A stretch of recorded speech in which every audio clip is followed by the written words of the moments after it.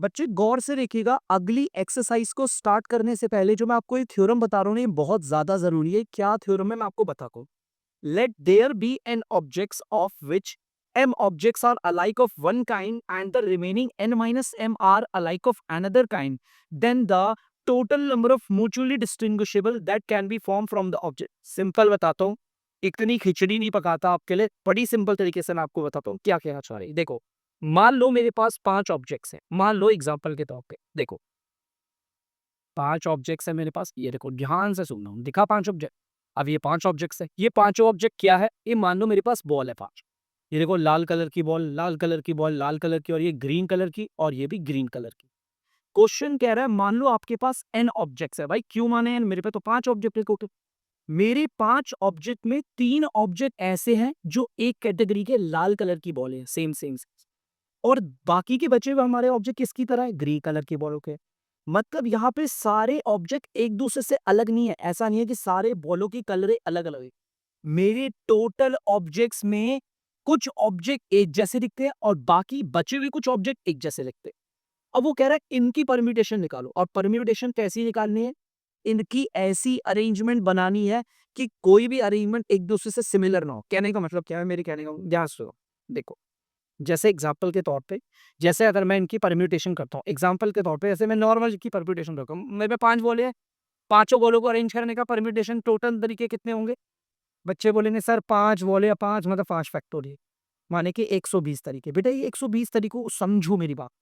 ये 120 वो तरीके हैं जिसमें कुछ पैटर्न, कुछ बॉल्स रिपीट कर रही होंगी। सर ये रिपीट का मतलब क्या, रिपीट का मतलब, मेरे कहने का मतलब ये है कि जैसे मान लो ये आर बॉल, ये वाली आर बॉल, ये वाली आर बॉल, फिर मैंने ये वाली ग्रीन रख दी, और फिर मैंने ये वाली ग्रीन रख दी। ठीक है। अब अगर मैं इस बॉल को इधर कर दूं, इस बॉल को इधर कर दूं, आप बताओ कुछ अंतर होगा, कोई भी अंतर नहीं होगा।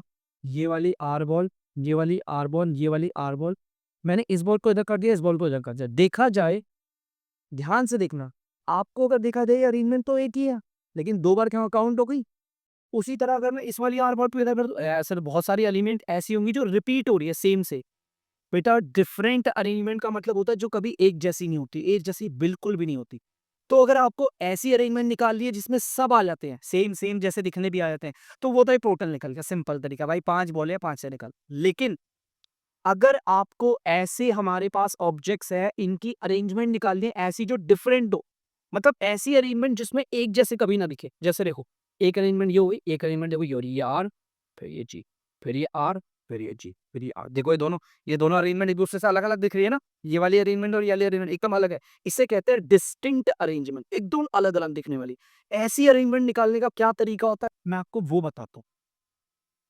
बहुत सिंपल है, अगर ध्यान रखोगे तो। क्या तरीका होता है डिस्टिंक्ट अरेंजमेंट निकालने का। डिस्टिंक्ट मतलब सारी अरेंजमेंट एक दूसरे के साथ सेम नहीं होनी चाहिए, अलग अलग अरेंजमेंट होनी चाहिए।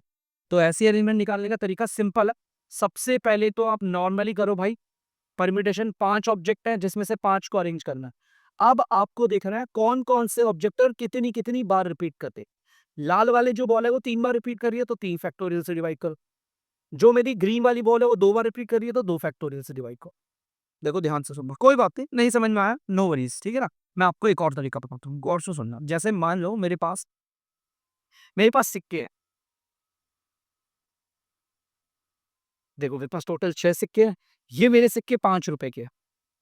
ये मेरे पास सिक्के हैं 5 रुपए के, और मेरे पास ये सिक्के 5 रुपए के, और बाकी सिक्के मेरे पे 10 रुपए के हैं। अब कोई मुझसे कह रहा है इन सिक्कों को अरेंज करो। एक बार ढंग से देखो, मेरी टोटल ऑब्जेक्ट 6 हैं, और इस ऑब्जेक्ट में ऐसे ऑब्जेक्ट आ रहे हैं जो सेम सेम तरीके के हैं। 4 ऑब्जेक्ट ऐसे हैं जो एक जैसे हैं, और बाकी बचे हुए 2 ऑब्जेक्ट एक जैसे हैं। इनकी परम्यूटेशन निकालनी, वो भी डिस्टिंक्ट, ऐसी अरेंजमेंट जो एक दूसरे से एकदम अलग होगी। ठीक है। तो ऐसी डिस्टिंक्ट अरेंजमेंट निकालने के लिए देखो क्या करेंगे। डिस्टिंक्ट अरेंजमेंट निकालने के लिए पहले तो नॉर्मल, टोटल कितने ऑब्जेक्ट है 6, उसके लिए 6 6 के 6 यूज करूंगा। अब देखो कौन कौन रिपीट कर रहा है। जो 5 रुपए के सिक्के हैं वो 4 बार रिपीट कर रहे हैं, 4 फैक्टोरियल से डिवाइड कर दो। 10 रुपए के सिक्के 2 बार रिपीट कर रहे हैं, तो 2 से फैक्टोरियल से डिवाइड कर। ठीक है। चलो कोई नहीं, मैं आपको एक और एग्जांपल दिखा देता हूँ इसका। टेंशन नहीं लेने बा, एग्जांपल से सीखोगे आप, जो भी सीखोगे बिना एग्जांपल के कोई नहीं सीखता था। जैसे कि मान लो ये मेरे पास बॉल्स है, और इन बॉल्स पे ना बहुत सारे, ध्यान से सुनो, इन बॉल पे बहुत सारे लेटर लिखे हुए A A A B B B B और ये सी।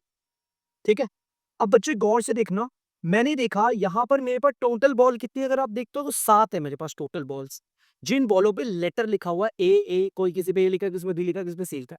यार 3 बॉल मेरी ऐसी निकल गई जिनमें ए है, मतलब ये सेम से है, और बाकी की 3 बॉल ऐसी निकल गई जिसमें हमारा बाकी की 4 ball, 4 3 7 1 8, I am so sorry बच्चे, 8 बॉल है।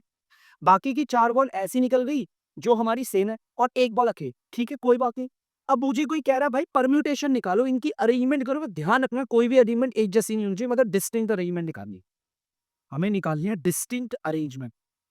तो उसके लिए क्या करूंगा, पहले तो पूरी किताब, भाई मेरे पे टोटल बॉल कितनी है 8, और 8 के 8 बॉल अरेंज करूंगा। अब बताओ ए वाली बॉल कितनी बार रिपीट करिए, 3 बार, तो 3 फैक्टोरियल से डिवाइड। बी वाली बॉल कितनी बार रिपीट करिए, 4 बार, तो 4 फैक्टोरियल से डिवाइड। सी वाली बॉल एक बार डिवाइड करिए हम, तो 1 फैक्टोरियल से कर दो डिवाइड, यार कुछ नहीं होता। आप बोलोगे सर एक तो नहीं भी लिखोगे तो भी चलेगा, ठीक है, ऐसे डिवाइड करो। इससे जो परम्यूटेशन निकलेगी, मतलब इससे जो अरेंजमेंट आएगी, वो ऐसी अरेंजमेंट होगी जो एकदम अलग अलग होगी।